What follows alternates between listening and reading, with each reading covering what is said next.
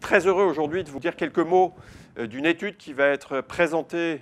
au congrès de l'ASCO, présentation donc en communication orale de l'étude Keynote 177 qui a été publiée dans le New England, qui est une étude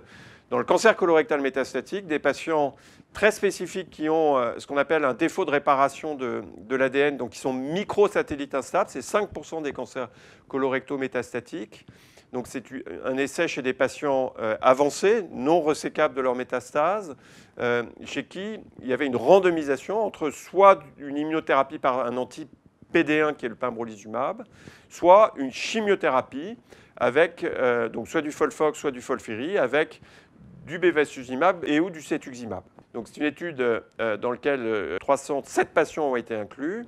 Les résultats présentés l'année dernière et publiés ont montré qu'on doublait la survie sans progression, ce qui est très rare dans le cancer. Donc le premier objectif de cette étude avait été atteint avec une nette diminution de la toxicité et une amélioration de la qualité de vie avec une méthodologie assez stricte et un papier qui a été publié dans le Lancet Oncology. Donc la présentation de cette année, c'est la survie globale qui était le co-primary endpoint, 3,7 ans de suivi, une amélioration de la survie globale de 11%. On a 61% des patients qui sont en vie à 3 ans avec le pembrolizumab versus 50% avec la chimiothérapie, un hasard ratio qui est à 0,74 et un petit p qui est à 0,036. Il fallait qu'il soit à 0,025 pour être significatif. Mais cependant, ces résultats, malgré l'absence de significativité du petit p,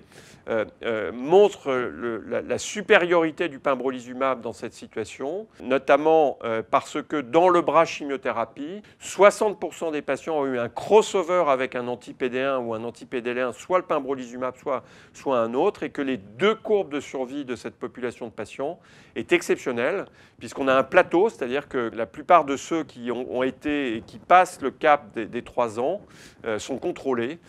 notamment parce que la plupart ont reçu de l'immunothérapie, qui est une révolution chez ces patients qui sont microsatellites instables. Donc il y a une autorisation de mise sur le marché qui a été donnée aux États-Unis, mais également en Europe au début de l'année 2021. Donc c'est un progrès majeur dans le cancer colorectal métastatique. C'est enfin une fraction de patients pour lesquels on a une solution thérapeutique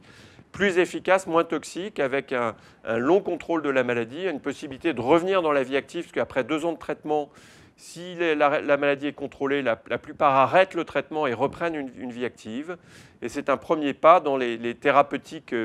guidées par un marqueur, par un biomarqueur. Il y en a d'autres biomarqueurs actuellement à l'étude pour essayer de